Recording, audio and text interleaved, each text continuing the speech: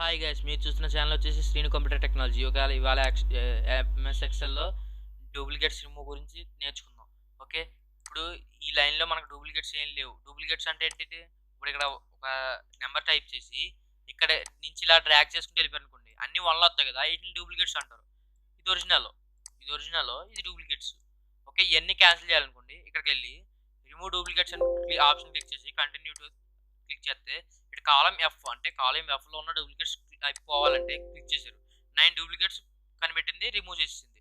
ఒకటి మాత్రం remaining original అనమాట. ఓకే ఓకే క్లిక్ చేయండి. ఓకే, ఇది క్యాన్సిల్ చేయాలంటే ఓకే. ఇప్పుడు దీంట్లో డూప్లికేట్స్ క్యాన్సిల్ చేయాలనుకోండి, దీంట్లో క్యాన్సిల్ కొట్టేసి ఓకే సెలెక్షన్ చేసుకున్నాం నెంబర్స్లో డూప్లికేట్స్. నో డూప్లికేట్స్ వాల్యూ ఫౌండ్స్ అంటే ఇక్కడ డూప్లికేట్స్ ఏమి ఫౌండ్ చేయలేదు. ఓకే, ఇక్కడ ఇలా క్లిక్ చేయండి. క్లిక్ చేసి ఇక్కడ రిమూవ్ డూప్లికేట్స్ అన్నవి, ఇక్కడ రిమూవ్ డూప్లికేట్స్, ఇక్కడ నేమ్స్ కదా, నేమ్స్ అవును కాదు లేవు, ఇక్కడ కూడా లేవంట.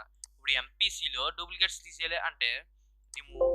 Okay, continued selection, correct selection అంటే గ్రూప్స్లో డూప్లికేట్స్ తీసామంటే ఓకే క్లిక్ చేయండి. 9 డూప్లికేట్స్ తీసేసింది, ఒకటి మాత్రం మందంట. ఇది కొంచెం చూడండి. ఓకే, బ్యాక్ వచ్చేయాలి, కంట్రోల్ జెడ్ అంటే బ్యాక్ వచ్చింది.